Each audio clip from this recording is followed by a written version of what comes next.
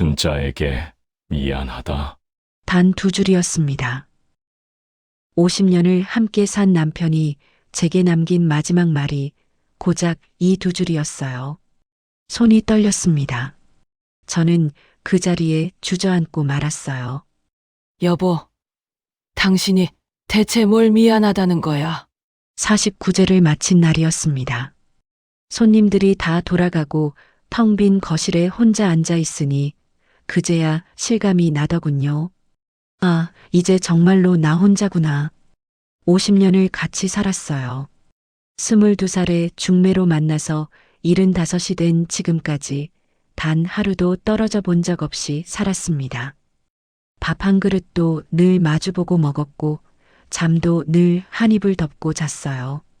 그런 사람이 갑자기 없으니까 집이 이렇게 넓었나 싶더라고요. 부엌에서 물 끓는 소리가 났습니다. 아, 맞다. 습관처럼 물을 올려놨구나. 영수 씨한테 보리차 타주려고. 주전자를 내리면서 눈물이 났어요. 이런 게 제일 힘들더라고요. 거창한 게 아니라 이런 사소한 것들이. 그날 저녁 유품을 정리하기 시작했습니다. 영수 씨 옷장을 여니까 익숙한 냄새가 났어요. 늘 바르던 포마드 냄새, 담배 냄새가 살짝 섞인 그 냄새. 코끝이 찡했습니다.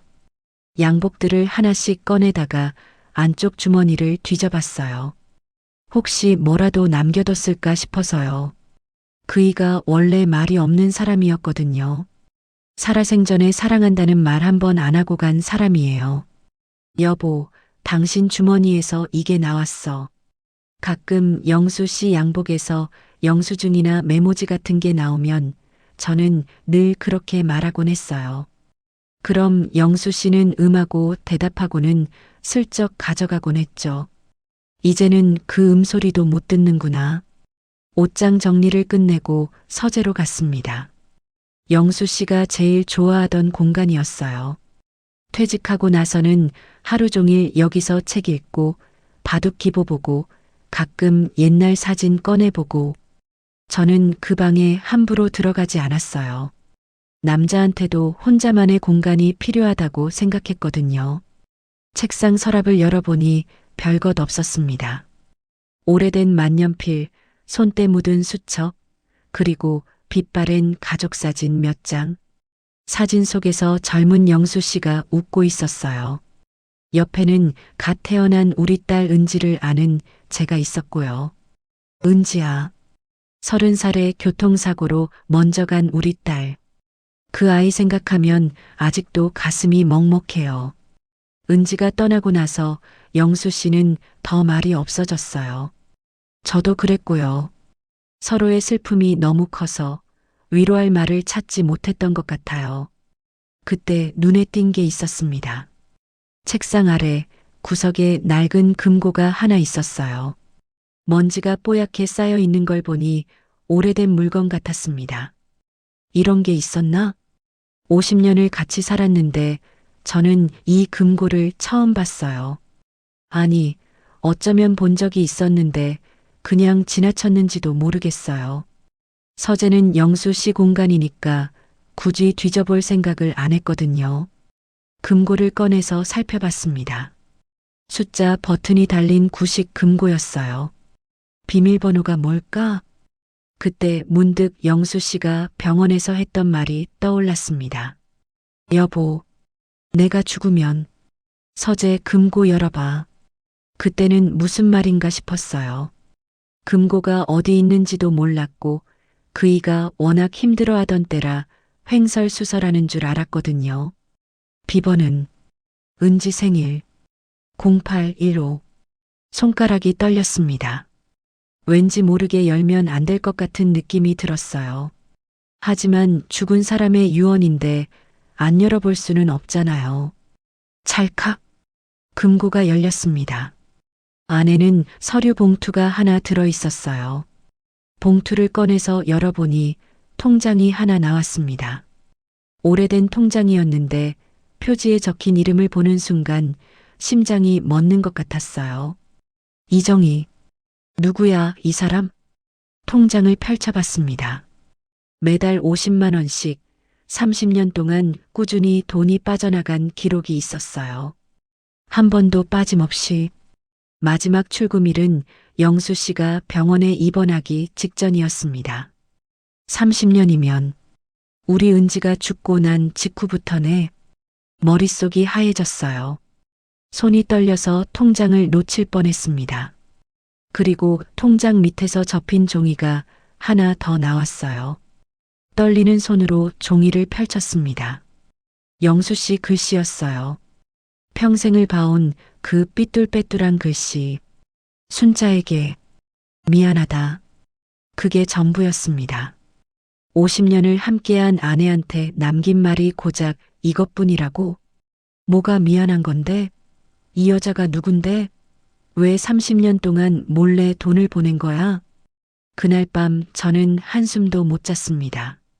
침대에 누워서 천장만 바라봤어요. 영수 씨가 늘 누워있던 자리가 텅 비어 있었고 그 옆에서 저는 수천 가지 상상을 했습니다. 바람을 핀 건가? 아니야, 그 사람이 그럴 리 없어. 근데 아니면 왜 30년 동안 숨긴 거야? 이정희. 그 이름을 수십 번 되뇌었어요. 혹시 아는 사람인가 싶어서 기억을 더듬어 봤지만 전혀 모르는 이름이었습니다. 분하고 억울하고 슬펐어요. 영수 씨가 죽어서 슬픈 건지 속았다는 게 슬픈 건지 그것도 모르겠더라고요. 당신이 진짜 바람을 핀 거야? 대답해봐, 여보. 베개를 쥐어뜯으며 울었습니다. 70 넘어서 이렇게 울어본 적이 없었어요. 다음 날 아침 거울을 보니 눈이 퉁퉁 부어 있었습니다. 밥맛도 없었어요. 그래도 억지로 숭늉 한 그릇 떠먹고 앉아 있는데 초인종이 울렸습니다. 숙모님, 저예요. 준혁이요. 조카였어요. 영수 씨 여동생 아들. 삼촌 장례 때 와서 이것저것 도와주더니 그 뒤로도 종종 들르더라고요. 문을 열어주니 준혁이가 밝게 웃었어요. 숙모님, 밥은 드셨어요? 제가 삼촌 좋아하시던 설렁탕 사왔어요. 비닐봉지를 들고 온 준혁이가 환하게 웃었습니다. 착하네, 이 애가. 삼촌 장례 때도 제일 많이 울었어요. 숙모님, 혼자 계시면 심심하실 텐데. 제가 자주 올게요. 고마웠습니다. 영수 씨 떠나고 처음 받아보는 따뜻한 말이었어요. 근데 자세히 보니 얼굴이 좀 안 좋아 보였습니다. 눈 밑에 다크서클이 짙었고 평소보다 야위어 보였어요. 숙모님, 많이 힘드시죠? 응, 괜찮아. 혼자 계시니까 걱정이 돼서요. 숙모님, 제가 자주 올게요. 착한 애라고 생각했어요. 그때까지는. 준혁이가 돌아간 뒤 저는 한참 동안 소파에 앉아 있었습니다. 뭔가 이상해. 금고 이야기는 하지 말아야겠다는 생각이 들었어요. 본능적으로. 그리고 통장에 적힌 주소를 다시 봤습니다. 강원도 횡성군 서원면. 찾아가 봐야 하나? 직접 만나서 물어봐야 하나? 당신이 내 남편의 뭐냐고. 그날 밤 저는 결심했습니다. 가자. 찾아가자. 그년이 누군지 직접 눈으로 확인하자. 창밖에 달이 밝았습니다. 영수 씨 영정 사진이 달빛을 받아 희미하게 빛나고 있었어요. 사진 속에서 영수 씨가 웃고 있었습니다. 그 미소가 그날따라 유독 야속해 보였어요. 금고를 연 다음 날부터 저는 이상한 병에 걸린 것 같았습니다. 밥을 먹다가도 멍해지고 설거지를 하다가도 손이 멈추고 빨래를 널다가도 갑자기 눈물이 나고 머릿속에서 그 이름이 떠나질 않았어요. 이정희. 50년 동안 같이 산 남편이 30년 동안 몰래 돈을 보낸 여자. 그게 누군지 모르니까 상상이 끝도 없이 꼬리를 물었습니다. 젊고 예쁜 여자였을까? 영수 씨가 진짜로 사랑한 사람이었을까? 나는 뭐였던 거야? 그냥 밥하고 빨래하는 사람? 부엌에서 국을 끓이다가 문득 멈춰 섰습니다. 냄비에서 국이 부글부글 끓고 있었는데 그게 마치 제 속처럼 보였어요. 여보, 국 끓여놨어요. 입에서 저절로 나온 말이었습니다. 습관이라는 게 참 무서워요. 빈 식탁을 보니 눈물이 또 났습니다. 그날 오후 준혁이가 또 찾아왔습니다. 이번에는 서류 뭉치를 들고 왔어요. 표정이 평소와 달리 진지했습니다. 숙모님, 사실 오늘 드릴 말씀이 있어서요. 뭔데? 숙모님, 삼촌 돌아가시고 나서 생각해 봤는데요. 숙모님 혼자 이 큰 집에서 사시기 힘드시잖아요. 힘들어도 내가 할 거야. 요즘 좋은 실버타운도 많거든요. 거기 가시면 편하게 사실 수 있어요. 제가 알아봐 드릴까요? 실버타운이라. 그 말을 듣는 순간 갑자기 등골이 서늘해졌습니다. 준혁아, 나 아직 멀쩡해. 실버타운은 무슨... 아, 네. 그냥 말씀드려 본 거예요. 그런데 숙모님, 삼촌 유품 정리는 좀 하셨어요? 응, 조금. 도움 필요하시면 말씀하세요. 복잡한 서류 같은 거 있으면 제가 처리해 드릴게요. 준혁이가 가방에서 봉투를 하나 꺼냈습니다. 아, 그리고 숙모님. 이거 한번 보세요. 이게 뭔데? 위임장이에요. 숙모님이 여기다 도장만 찍으시면 제가 알아서 재산 정리 다 해드릴게요. 위임장이라. 저는 서류를 찬찬히 들여다봤습니다. 글씨가 너무 작고 어려운 말들이 많아서 뭔 소린지 잘 모르겠더라고요. 하지만 한 가지는 눈에 들어왔어요. 부동산 처분에 관한 일체의 권한을 위임함. 준혁아, 이거 집 팔 수 있다는 얘기야? 아, 그건 혹시 모르니까 넣어둔 거예요. 당장 파시라는 게 아니라 도장만 찍어주시면 제가 복잡한 거 다 처리해 드릴게요. 생각해보마. 너무 오래 끌면 세금 문제도 있고 복잡해져요. 빨리 결정해 주시면 좋겠는데. 목소리에 조급함이 묻어났어요. 예전에 느긋하던 준혁이가 아니었습니다. 준혁아, 왜 그렇게 급해? 급한 건 아닌데.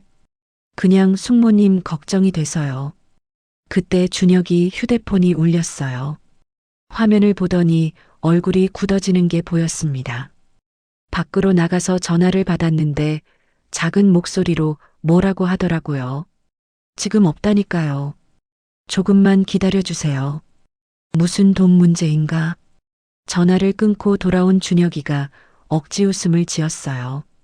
위임장은 천천히 생각해 보시고요. 필요하시면 언제든 말씀하세요. 준혁이가 돌아간 뒤에도 찜찜한 기분이 가시지 않았어요.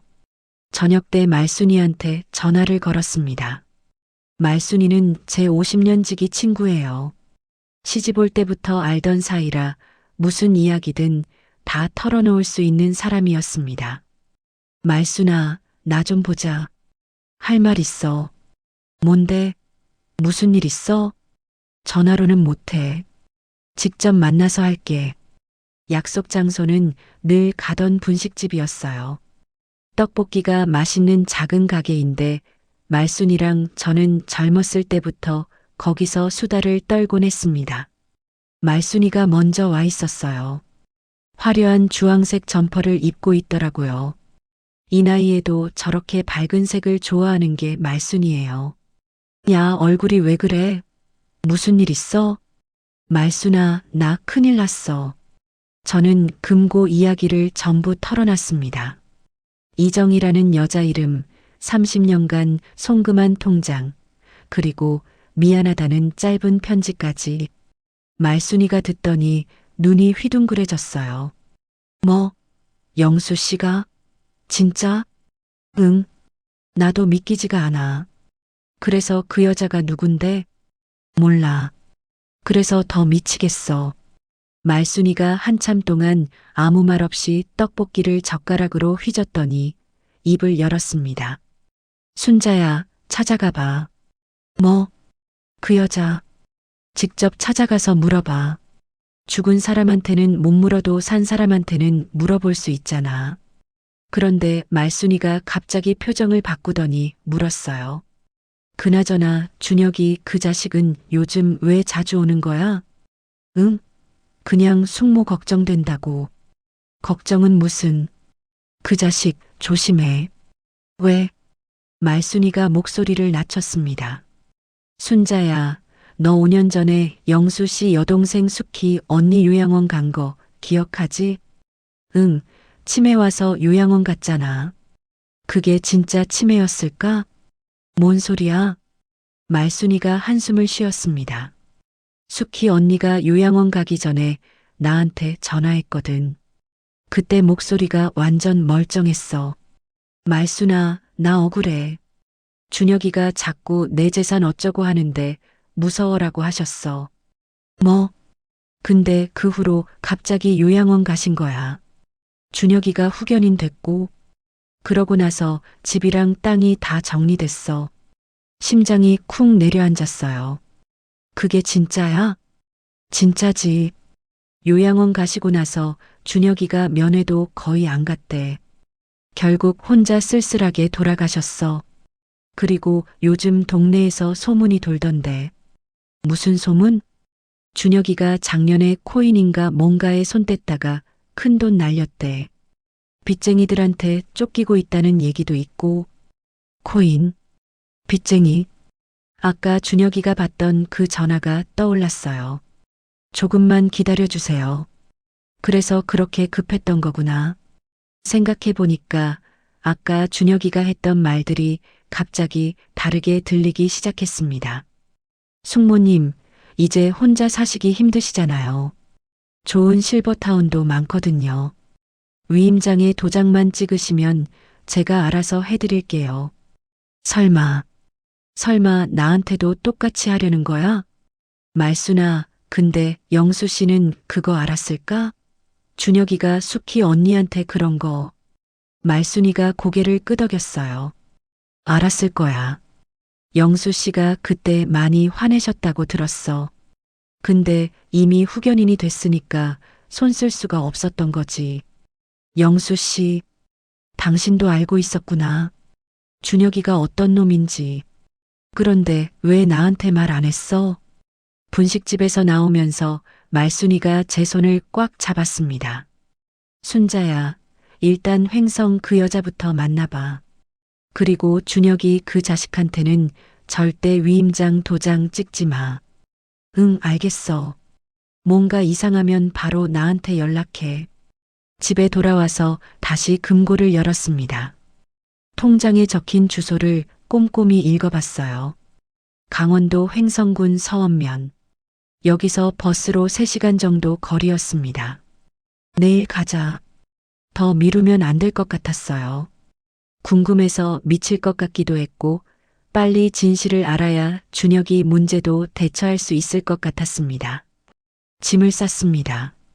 갈아입을 옷 한 벌, 세면도구, 그리고 그 통장과 편지. 다음 날 아침 시외버스 터미널에 섰습니다. 횡성 가는 버스를 기다리면서 영수 씨 영정 사진을 떠올렸어요.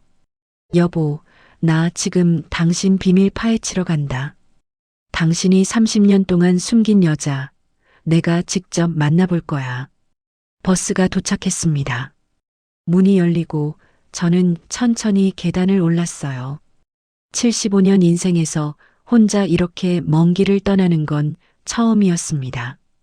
다리가 후들거렸지만 돌아갈 생각은 없었어요. 버스가 출발했습니다. 창밖으로 익숙한 풍경이 스쳐 지나갔어요. 영수 씨랑 같이 다녔던 시장, 은지 학교 앞, 우리가 처음 데이트했던 공원. 그 모든 게 멀어져 갔습니다. 이정희, 넌 대체 누구야? 버스가 고속도로에 진입했습니다. 3시간 후면 알게 되겠지. 진실이 뭔지. 버스가 횡성 터미널에 도착한 건 점심 무렵이었습니다. 내리자마자 낯선 공기가 코끝을 스쳤어요. 서울과는 다른 흙냄새가 섞인 시골 공기. 통장에 적힌 주소를 확인했어요. 서원면 유연리 237-5. 터미널 앞 택시를 타고 20분쯤 달렸을까? 작은 마을 입구에서 내렸습니다. 마을 안으로 들어가니 유연 슈퍼라는 낡은 간판이 보였어요. 안에 들어가 할머니한테 물었습니다. 혹시 이정이라는 분 아세요? 정혜? 알지. 우리 마을에서 20년 넘게 살았는데. 착해, 그 사람. 연립주택 202호야.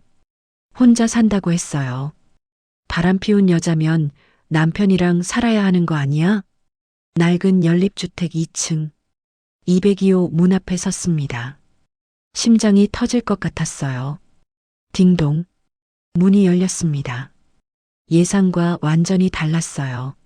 화려한 여자를 상상했는데 눈앞에 있는 사람은 50대 초반의 수수한 중년 여성이었습니다.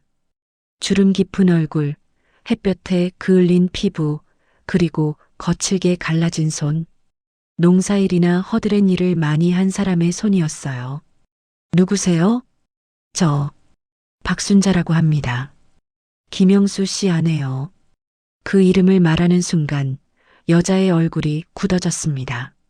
아저씨 부인이세요? 아저씨라고?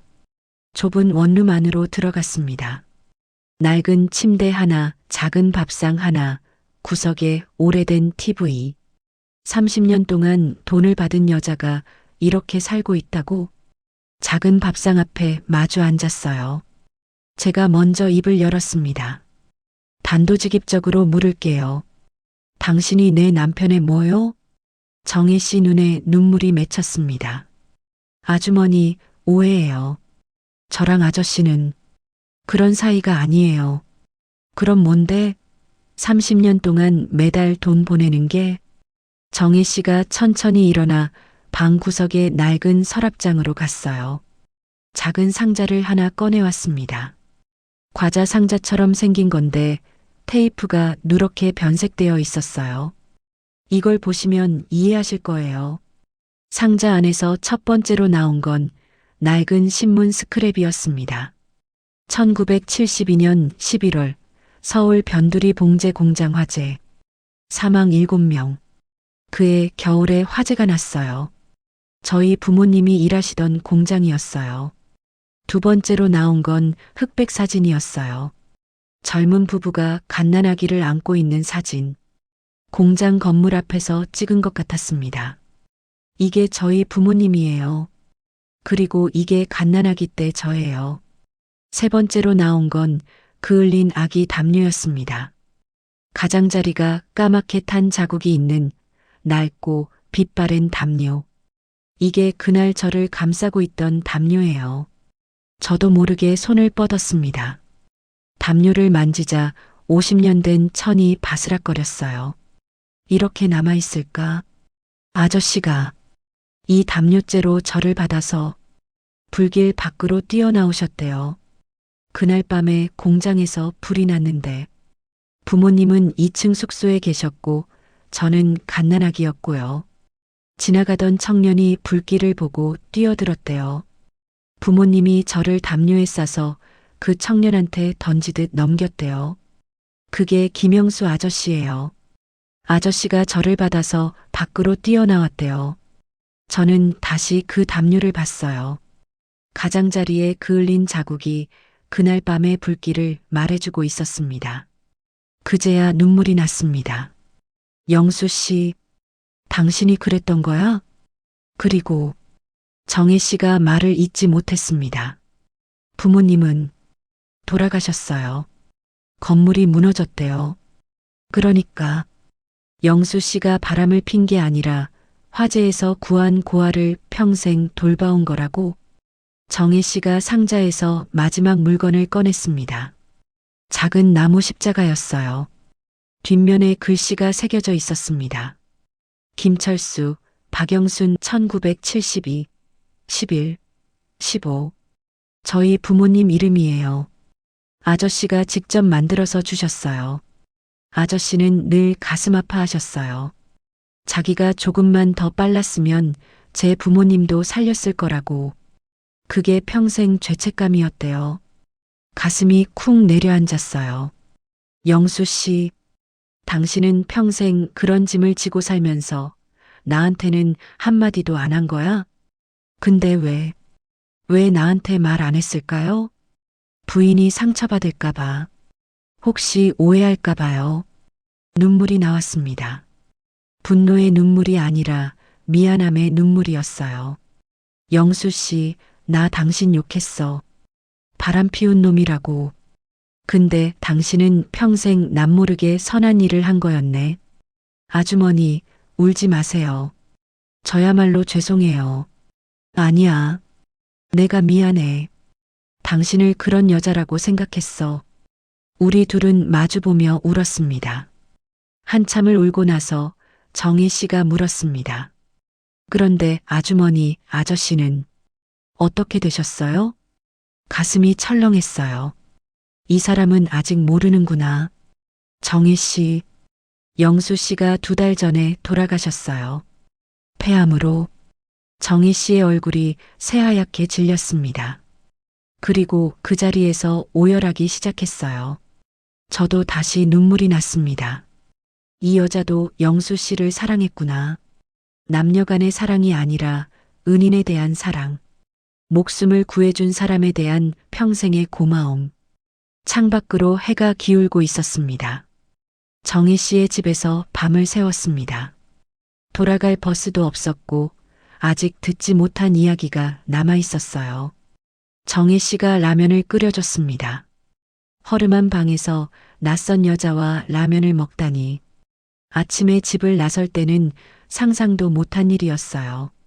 라면을 다 먹고 나서 정희 씨가 아까 그 상자에서 편지 묶음을 꺼냈습니다. 10통이 넘는 편지들. 봉투마다 소인이 찍혀 있었어요. 1975년, 1980년, 1985년. 아저씨가 고아원에 있을 때부터 보내주신 편지예요. 정희 씨가 한 통을 펼쳐 읽었습니다. 정희야, 잘 지내고 있지? 아저씨가 이번 달에 용돈 좀 보낸다. 필요한 거 사 먹어라. 공부 열심히 하고. 짧은 편지였어요. 하지만 그 안에 담긴 마음이 느껴졌습니다. 고아원에서 자랄 때 저만 아는 아저씨가 있다는 게 얼마나 큰 힘이었는지 몰라요. 정희 씨가 낡은 사진 한 장을 더 꺼냈어요. 젊은 정희 씨가 웨딩드레스를 입고 있는 사진. 그 옆에 중년의 영수 씨가 서 있었습니다. 결혼식 때도 오셨어요. 신부 아버지 대신으로요. 사진 속 영수 씨 표정이 정말 행복해 보였어요. 내 옆에서는 한 번도 본 적 없는 표정이었습니다. 정희 씨가 마지막으로 낡은 수첩을 꺼냈습니다. 몇 년 전에 아저씨가 술 드시고 전화하신 적이 있어요. 그때 하신 말씀을 적어뒀어요. 수첩을 펼쳐 읽었습니다. 그날 밤 불길이 아직도 생각나. 그 엄마가 아기를 내 쪽으로 던졌어. 눈빛이 아직도 잊히지 않아. 이 아이를 부탁한다고 말하는 것 같았어. 내가 조금만 더 빨랐으면 그 부부도 살렸을 텐데. 그게 평생 죄야. 그래서 정의를 지켜야 해. 그게 내가 할 수 있는 유일한 속죄야. 영수 씨, 당신은 평생 그 눈빛을 안고 산 거구나. 아저씨가 부인분 많이 사랑하셨대요. 뭐, 우리 순자는 세상에서 제일 좋은 여자야.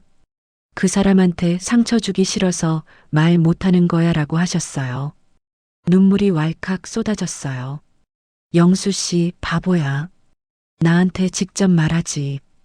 왜 평생 혼자 사귀고 살았어? 다음 날 아침 정희 씨가 된장찌개를 끓여줬습니다. 밥을 먹다가 정희 씨가 갑자기 말했어요. 아주머니, 사실 드릴 말씀이 있어요. 뭔데? 아저씨가 돌아가시기 전에 저한테 전화하셨거든요. 병원에서 심장이 두근거렸습니다. 아저씨가 그러셨어요. 정희야, 내가 죽고 나면 우리 순자 좀 봐달라고. 뭐라고? 준혁이라는 조카가 있는데 그 자식을 조심하라고. 순자를 해코지할 수도 있다고. 온몸에 소름이 돋았어요. 영수 씨, 당신 준혁이가 어떤 놈인지 알고 있었어? 자기가 살아있을 때는 준혁이가 못 건드리는데 자기가 없으면 순자가 위험할 수도 있다고 하셨어요. 그래서 순자한테 무슨 일 있으면 꼭 도와달라고. 그게 아저씨 마지막 부탁이었어요. 창밖으로 햇살이 쏟아지고 있었습니다. 영수 씨, 당신 죽는 순간까지 나 걱정한 거야? 그리고 이 사람한테 나를 부탁한 거야? 눈물이 또 났습니다. 하지만 이번엔 슬픈 눈물만은 아니었어요. 고마움의 눈물이기도 했습니다. 여보, 당신이 떠나고도 나를 지켜주는 사람이 있었구나. 당신이 남겨준 사람이. 횡성에서 돌아온 건 다음 날 저녁이었습니다. 집 앞에 도착하니 거실에 불이 켜져 있었어요. 분명히 끄고 나갔는데 현관문을 열자 준혁이가 소파에 앉아 있었습니다. 숙모님, 어디 갔다 오셨어요? 연락이 안 돼서 걱정했어요. 그냥 친구 집에 갔다 왔어. 어디 친구요? 눈빛이 날카로웠어요. 평소에 부드러운 눈빛이 아니었습니다. 왜 그렇게 꼬치꼬치 물어? 숙모님, 요즘 좀 이상하세요. 혹시 정신이 좀 오락가락하시는 거 아니에요? 정신이 오락가락한다고? 말순이가 했던 말이 떠올랐어요. 준혁이가 친엄마한테도 그랬다고. 준혁아, 나 멀쩡해. 아, 네. 그냥 걱정돼서요. 위임장은 생각해 보셨어요? 아직. 준혁이가 돌아간 뒤 저는 서재로 갔습니다. 금고를 다시 열고 영수 씨 편지를 꺼냈어요. 미안하다라고만 적힌 그 짧은 편지. 근데 이상했어요. 편지를 다시 보니까 종이가 2장인 것 같았거든요. 뒷장이 있었나? 조심스럽게 종이를 넘겼습니다. 그리고 눈이 휘둥그레졌어요. 뒷면에도 글씨가 있었어요. 처음에는 너무 흐려서 못 봤던 거였습니다. 연필로 쓴 글씨라 희미했거든요. 순자에게 미안하다. 평생 말 못하고 가서 정이 잃은 오해하지 마라. 그 아이는 내가 72년 화재 때 구한 아이다. 그리고 준혁이를 조심해라. 그 아이가 알면 안 돼. 정희한테 보낸 돈, 우리 집 재산 전부 다 노릴 거야. 제 친엄마한테 한 짓을 봐라. 내가 살아있을 때는 못 건드리겠지만 내가 없으면 내가 위험하다. 다음 생에서 보자. 영수가 그 자리에 주저앉아 울었습니다. 여보, 당신은 다 알고 있었구나. 그날 밤 말순이한테 전화했습니다. 말순아, 횡성 갔다 왔어. 그 여자 영수 씨가 화재에서 구한 고아였어. 뭐? 진짜? 응. 그리고 편지 뒷면에 준혁이 조심하라고 적혀 있었어. 역시 영수 씨도 알고 있었구나. 어떻게 해야 해? 일단 위임장은 절대 도장 찍지 마. 그리고 정혜 씨한테도 연락해. 그 사람이 도와줄 수 있을 거야. 전화를 끊고 정혜 씨한테도 연락했습니다. 정혜 씨, 나 좀 도와줄 수 있어? 준혁이가 수작을 부리고 있어. 아주머니, 당연히 도와드려야죠. 아저씨 마지막 부탁이었잖아요. 제가 이번 주말에 서울로 올게요. 혼자가 아니구나. 그런데 다음 날 아침 은행에서 전화가 왔습니다. 박순자 고객님, 정기예금 해지 요청이 들어왔는데요. 대리인 김준혁 씨가 위임장을 가지고 오셨더라고요. 뭐요? 저 그런 거 신청 안 했는데요. 그래서 확인차 연락드린 겁니다. 일단 절차를 보류해 두겠습니다. 전화를 끊고 손이 부들부들 떨렸어요. 준혁이 그 자식? 이미 위임장을 위조한 거야. 내가 모르는 사이에 싸워야 해. 이대로 당하고만 있을 수는 없어. 다음 날 아침 은행으로 달려갔습니다. 그 위임장 저 안 썼어요. 위조된 거예요. 확인해 보니 도장도 다르네요. 문서 위조 가능성이 있습니다. 경찰서에 가서 신고했지만 형사는 시큰둥했어요. 가족 간 재산 문제는 수사가 쉽지 않아요. 실제 피해가 발생한 것도 아니고 억울했습니다. 내가 당할 뻔했는데 점심때 말순이한테서 전화가 왔어요. 순자야, 빨리 나와. 할 얘기 있어. 동네 공원에서 만났습니다.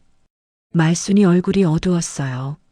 오늘 경로당에서 들은 얘긴데 준혁이 그 자식이 돌아다니면서 너 욕하고 있대. 뭐라고? 숙모가 치매 기운이 있다. 돈 관리도 못한다. 이러고 다닌대. 뭐? 그게 다가 아니야. 준혁이가 병원이랑 접촉하고 있대. 정신건강의학과. 너 치매 진단받게 해서 후견인 신청하려는 거야. 온몸에 소름이 돋았어요. 후견인이 되면 재산을 마음대로 처분할 수 있어. 5년 전에 숙희 언니한테도 이랬던 거야? 응. 똑같아.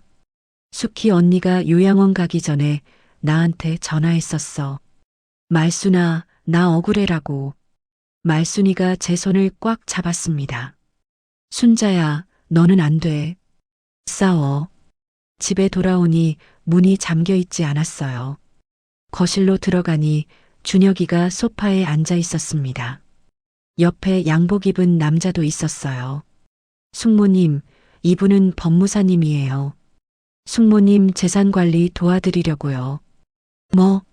숙모님이 요즘 좀 힘들어 보이셔서 제가 후견인 신청을 하려고요. 준혁아, 나 멀쩡해. 숙모님, 흥분하시면 안 돼요. 이러시는 것도 증상이에요. 준혁이가 법무사한테 눈짓했어요. 보시다시피 감정 조절이 안 되시죠. 그때 현관문이 벌컥 열렸습니다. 아주머니, 정희 씨였어요. 아주머니, 괜찮으세요? 정희 씨가 달려와서 제 곁에 섰습니다. 그리고 준혁이를 노려봤어요. 당신이 김준혁이죠? 누구세요? 저는 아주머니 도와드리러 온 사람이에요. 정희 씨가 제 손을 잡았습니다. 따뜻했어요. 아주머니, 저 왔어요. 이제 혼자 아니에요. 준혁이가 비웃었어요. 이 아줌마는 뭐야? 이상한 사람 데려오시면 안 돼요. 이것도 판단력 저하 증거예요. 정희 씨가 한 발짝 앞으로 나섰습니다. 이상한 사람? 난 김영수 아저씨가 보낸 사람이야. 내가 어떤 놈인지 아저씨가 다 알고 계셨어. 준혁이 얼굴이 굳어졌어요. 내가 친엄마한테 한 짓. 아저씨가 다 알고 있었다고. 방 안에 팽팽한 긴장감이 흘렀습니다. 이제 진짜 싸움이 시작이구나. 그날 밤 준혁이와 법무사는 빈손으로 돌아갔습니다. 정희 씨가 나타나자 분위기가 달라졌거든요. 법무사라는 사람도 이게 단순한 일이 아니라는 걸 눈치챈 것 같았어요. 숙모님, 이 얘기는 나중에 다시 해요. 준혁이가 문 앞에서 말했어요. 눈빛이 차가웠습니다. 문이 닫히자 정희 씨가 제 손을 잡았어요. 아주머니, 괜찮으세요? 응, 정희 씨 덕분에. 그날 밤 우리는 머리를 맞댔습니다. 다음 날 아침 말순이까지 합류했어요. 우리 셋은 거실에 둘러앉아 이야기를 나눴습니다. 일단 증거가 필요해. 경찰서 가봤잖아. 증거 없으면 아무것도 못한대. 말순이가 말했어요. 은행 CCTV랑 통화 녹음 확보하고 필적 감정도 신청했어. 2주 정도 걸린대. 그럼 그 사이에 준혁이가 또 무슨 짓을 하면? 저는 잠시 생각했어요. 그리고 입을 열었습니다. 준혁이를 불러야 해. 뭐? 직접 만나서 얘기해야 해. 영수 씨가 남긴 게 있어.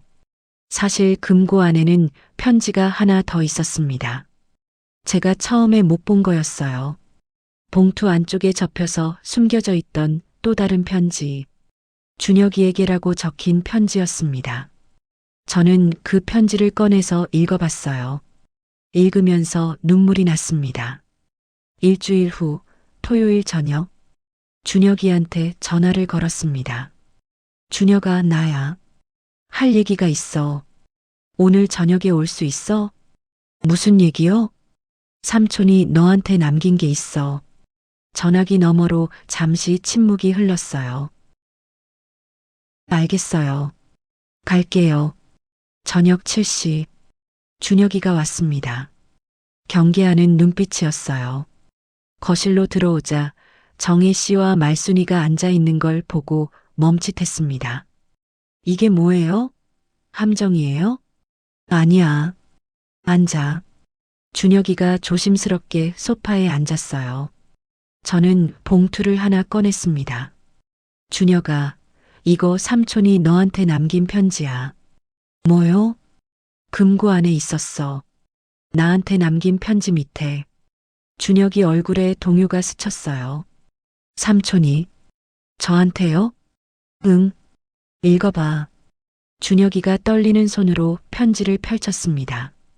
준혁아, 삼촌이 이 편지를 쓰는 건 내가 잘못된 길로 가고 있을까봐 걱정돼서다. 내가 어릴 때 삼촌 집에 놀러 오던 거 기억나? 은지랑 같이 마당에서 뛰어다니고 밤에 같이 수박 먹고 그때 내가 삼촌한테 뭐라고 했는지 알아? 삼촌, 나 커서 삼촌처럼 되고 싶어. 그 말이 얼마나 기뻤는지 모른다. 근데 준혁아, 지금 내 모습은 그때 그 아이가 아니야. 삼촌이 다 알아. 내가 왜 그렇게 됐는지. 돈 때문에 쫓기고 막다른 골목에 몰린 기분이 어떤지. 삼촌도 젊었을 때 그랬어. 사업 말아먹고 빚쟁이한테 쫓기고 세상이 끝난 것 같았던 적 있어. 그때 삼촌을 잡아준 게 숙모야. 그리고 가족이었어. 사람은 실수를 해. 욕심에 눈이 멀기도 하고 나쁜 선택을 하기도 해. 중요한 건 돌이킬 수 있을 때 돌아오는 거야. 준혁아, 아직 늦지 않았어. 내가 이 편지를 읽고 있다면 제발 멈춰라. 돈은 벌면 되지만 잃어버린 가족은 다시 못 찾는다. 삼촌은 그게 제일 안타까웠어. 내가 후회할 걸 알았거든. 숙모한테 잘해라. 그 사람이 내 삼촌을 50년 동안 지켜준 사람이야. 삼촌은 내가 다시 착한 준혁이로 돌아오길 바란다. 영수 삼촌이. 편지를 다 읽은 준혁이가 굳어 있었습니다. 손이 떨리고 있었어요. 이게 진짜 삼촌이 쓴 거예요? 응. 삼촌 글씨잖아. 내가 더 잘 알잖아. 준혁이가 편지를 다시 들여다봤어요. 삐뚤빼뚤한 그 글씨. 삼촌이 저한테. 목소리가 떨렸습니다. 정혜 씨가 조용히 말했어요. 아저씨가 돌아가시기 전에 나한테 전화하셨어. 준혁이 걱정된다고. 그 애가 잘못된 길로 가고 있는 것 같다고. 아저씨가 널 미워한 게 아니야. 걱정한 거야. 끝까지. 준혁이 눈에 눈물이 맺혔어요. 삼촌이 저를. 그래. 삼촌이 널 얼마나 걱정했는지 알아? 말순이가 덧붙였어요. 내 엄마도 그랬어. 돌아가시기 전에 나한테 전화해서 준혁이 보고 싶다고 하셨어. 끝까지 널 기다리셨어. 준혁이가 무너졌습니다. 소파에서 미끄러지듯 바닥에 주저앉더니 얼굴을 두 손으로 감싸고 울기 시작했어요. 엄마가 나를. 어깨가 들썩였습니다. 억눌렀던 게 터져 나오는 것 같았어요. 나 진짜 나쁜 놈이에요. 코인에 손 댔다가 빚이 너무 많아서 빚쟁이들이 협박하고 그래서 숙모님한테 삼촌 재산 나쁜 마음 먹은 거예요. 준혁이가 바닥에 이마를 박았습니다. 잘못했어요. 진짜 잘못했어요. 숙모님 죄송해요. 저는 울고 있는 준혁이를 내려다봤습니다. 분노가 치밀었어요. 이 자식이 나한테 한 짓이 얼마나 끔찍한데. 하지만 동시에 가슴 한편이 아프기도 했어요. 저 애도 어릴 때는 착했는데 삼촌 하면서 잘 따르던 애였는데 언제부터 이렇게 꼬인 걸까? 정혜 씨가 조용히 물었어요. 아주머니, 어떡하실 거예요? 저는 한참 동안 대답하지 못했습니다. 준혁이가 울음을 멈추기까지 한참이 걸렸습니다. 바닥에 주저앉아 어깨를 들썩이는 모습이 마치 어린아이 같았어요. 저는 한참 동안 아무 말도 하지 못했습니다. 이 자식이 나한테 한 짓, 위임장 위조, 치매몰이, 후견인 신청 시도, 용서할 수 있을까? 솔직히 모르겠었어요.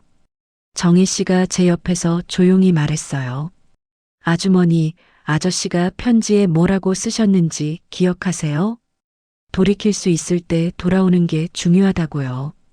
말순이가 덧붙였어요. 순자야, 나도 내 마음 알아. 분하고 억울하지. 근데 사람은 변할 수 있어. 진짜로 뉘우치면. 저는 바닥에 엎드린 준혁이를 내려다봤습니다. 영수 씨라면 어떻게 했을까? 평생 말없이 정희 씨를 돌본 그 사람이라면, 남들이 모르게 선한 일을 한 그 사람이라면, 준혁아, 제가 입을 열었어요. 준혁이가 고개를 들었습니다. 눈이 벌겋게 부어 있었어요. 숙모님, 삼촌이 너한테 남긴 편지 읽었지? 네. 삼촌이 뭐라고 했어? 아직 늦지 않았다고 했지? 나도 그렇게 믿고 싶어. 준혁이 눈에 다시 눈물이 맺혔습니다. 숙모님, 저 진짜 잠깐 내 말 먼저 들어. 저는 숨을 깊이 들이쉬었어요. 내가 한 짓 용서하기 쉽지 않아. 솔직히 아직도 화나. 근데 삼촌이 널 걱정했어. 끝까지. 그리고 내 엄마도 널 기다렸어. 죽는 순간까지. 그 사람들 마음을 생각해서 나도 한 번만 기회를 줄게. 준혁이가 다시 바닥에 이마를 박았습니다. 숙모님, 감사합니다. 정말, 잠깐, 조건이 있어. 뭐든지 할게요. 첫째, 내 엄마 산소에 가서 진심으로 사과드려. 네. 둘째, 제대로 된 일자리 구해. 빚은 천천히 갚으면 돼. 근데 또 이상한데 손 떼면 그때는 진짜 경찰에 신고한다. 네. 알겠습니다. 마지막으로, 저는 준혁이 눈을 똑바로 봤어요. 삼촌 제사 때 와. 매년 삼촌한테 사과해. 준혁이가 울먹이며 고개를 끄덕였습니다. 네, 꼭 갈게요. 그날 밤 준혁이가 돌아간 뒤 말순이가 물었어요. 순자야, 괜찮아? 너무 쉽게 용서한 거 아니야? 몰라. 솔직히 아직도 화나. 그럼 왜? 영수 씨 때문이야. 그 사람이 평생 정희 씨를 몰래 도왔잖아. 남들이 뭐라 하든 상관없이. 그게 뭔지 이제 좀 알 것 같아. 정희 씨가 조용히 말했어요. 용서도 가족의 일부예요, 아주머니. 그 말이 가슴에 남았습니다. 6개월 후, 준혁이는 약속을 지켰습니다. 작은 건설 현장에서 일을 시작했어요. 빚은 천천히 갚아가고 있다고 했습니다. 그리고 한 달에 한 번씩 집에 들르기 시작했어요. 처음엔 어색했지만 점점 예전의 준혁이가 돌아오는 것 같았어요. 1년 후 설날, 부엌에서 전 부치는 냄새가 집 안가득 퍼졌습니다. 아주머니, 불 줄여요. 타겠어요. 알았어. 정희 씨와 저는 나란히 서서 전을 부치고 있었어요. 야, 고기는 내가 할게. 말순이가 불고기 양념을 들고 왔어요. 할머니, 전 다 됐어요? 정희 씨 손녀 은서가 뛰어들어왔습니다. 우리 이쁜이, 이리 와. 할머니가 제일 맛있는 거 줄게. 갓 부친 동태전을 집어줬어요. 은서가 호호 불면서 먹더니 눈이 커졌습니다. 맛있어요. 저녁 식사 시간. 식탁에 다 같이 둘러앉았습니다. 정희 씨 딸, 손녀 은서, 말순이. 그리고 준혁이. 숙모님, 새해 복 많이 받으세요. 준혁이가 어색하게 인사했어요. 1년 전과는 다른 얼굴이었습니다. 야위었던 얼굴에 살이 좀 붙었고 눈빛도 한결 편안해졌어요. 너도 새해 복 많이 받아라. 삼촌 제사 때 또 올게요. 그래. 식탁이 북적거렸어요. 웃음소리가 끊이지 않았습니다. 영수 씨 살아있을 때도 명절은 늘 조용했거든요. 그냥 둘이 밥 먹고 TV 보고 그게 전부였는데 지금은 달라요. 이게 가족이구나. 피가 아니라 마음으로 맺어진 가족. 그리고 용서로 다시 이어진 가족. 밤이 깊어서야 손님들이 돌아갔습니다. 저는 서재로 갔어요. 금고를 열고 영수 씨 편지 옆에 새 편지를 넣었습니다. 여보, 나야. 당신이 떠나고 벌써 1년이 지났어요. 당신이 부탁한 대로 정희 씨 잘 챙기고 있어요. 정희 씨도 나를 잘 챙겨줘요. 우리 이제 가족이에요. 그리고 있지, 당신이 걱정하던 준혁이. 그 애 돌아왔어요. 당신이 남긴 편지 읽고 많이 울었어요. 그리고 진짜로 반성하고 있어요. 당신 말대로였어. 아직 늦지 않았더라고. 오늘 설날에 준혁이도 왔어요. 정희 씨네 가족이랑 말순이랑 다 같이 밥 먹었어요. 북적북적했어요. 당신이 보고 싶었어요. 이 모습 보여주고 싶었어요. 여보, 고마워요. 당신이 평생 지킨 것들 덕분에 나도 이렇게 행복할 수 있었어요. 사랑해요. 다음 생에도 당신이면 좋겠어요. 순자가 금고를 닫고 서재를 나왔습니다. 창밖으로 보름달이 떠 있었어요. 영정 사진 속 영수 씨가 웃고 있었습니다. 여보, 나 이제 괜찮아. 사진에 대고 말했어요. 외롭지 않아. 혼자 아니거든. 달빛이 방 안으로 쏟아져 들어왔어요. 다음 날 아침 마당에 나갔습니다. 영수 씨가 심어둔 매화나무에 꽃봉오리가 맺혀 있었어요. 곧 봄이 오겠구나. 75년 인생. 기쁜 일도 있었고 슬픈 일도 있었어요. 사랑하는 사람을 만났고 잃기도 했어요. 배신도 당했고 용서도 했어요. 하지만 이제는 알아요. 가족은 피로 만들어지는 게 아니라는 걸. 마음으로 그리고 용서로 만들어지는 거라는 걸. 여보, 나 잘 살게. 하늘을 올려다보며 말했어요. 당신 목까지. 새해 첫 햇살이 마당을 비추고 있었습니다. 따뜻하고 눈부시게. 이야기가 마음에 닿으셨다면 구독, 좋아요 잊지 마세요. 더 좋은 이야기로 찾아뵙겠습니다. 감사합니다.